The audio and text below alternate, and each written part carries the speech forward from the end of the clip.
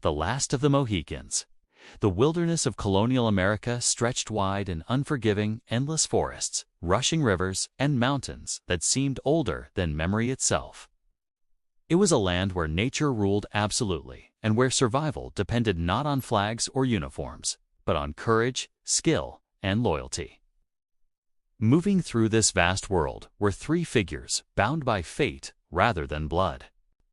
Chingachgook, a Mohican chief, carried the dignity of a fading people in every step.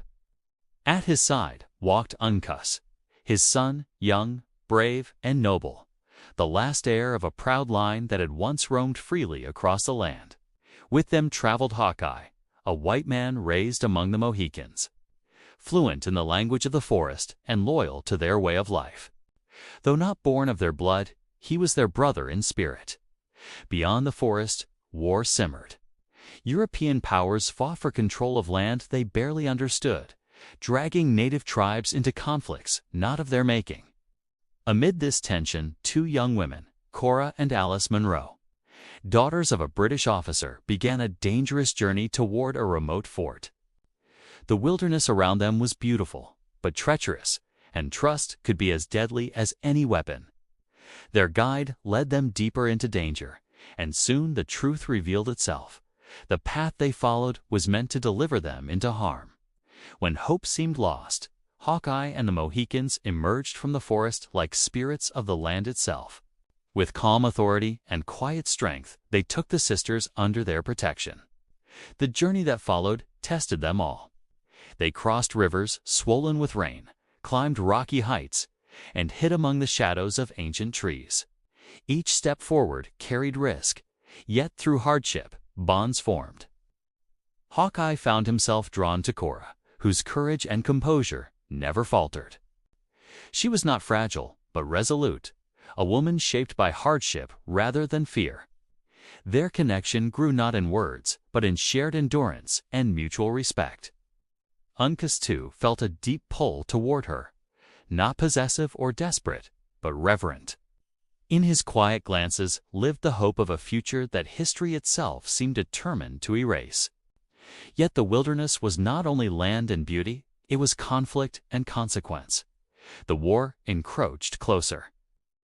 Pursuit followed them through valleys and across cliffs. Every escape demanded sacrifice. Hawkeye and the Mohicans stood firm, guided by a moral code older than empires, one that valued honor over victory, loyalty over power. Eventually, fate closed in. In a final confrontation amid towering rocks and open sky, loss struck with devastating force. Uncas fell, his life ending not in weakness, but in bravery worthy of his ancestors. The line of the Mohicans was broken. Chingachgook stood beside his son, grief etched into every line of his face. He spoke not with anger, but with sorrow, mourning not only Uncas, but an entire people slipping into legend. He was now truly what the world had made him, the last of the Mohicans. The forest seemed to mourn with him. Hawkeye remained at his side, his loyalty unwavering. He had walked between two worlds all his life, belonging fully to neither, yet shaped by both. He carried forward the memory of the Mohicans, their values etched into his very being.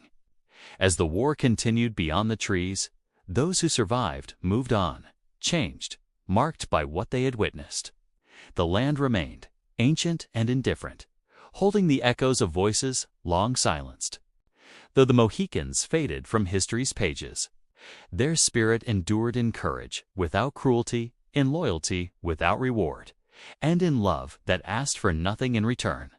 For some legacies are not written in books or carved in stone.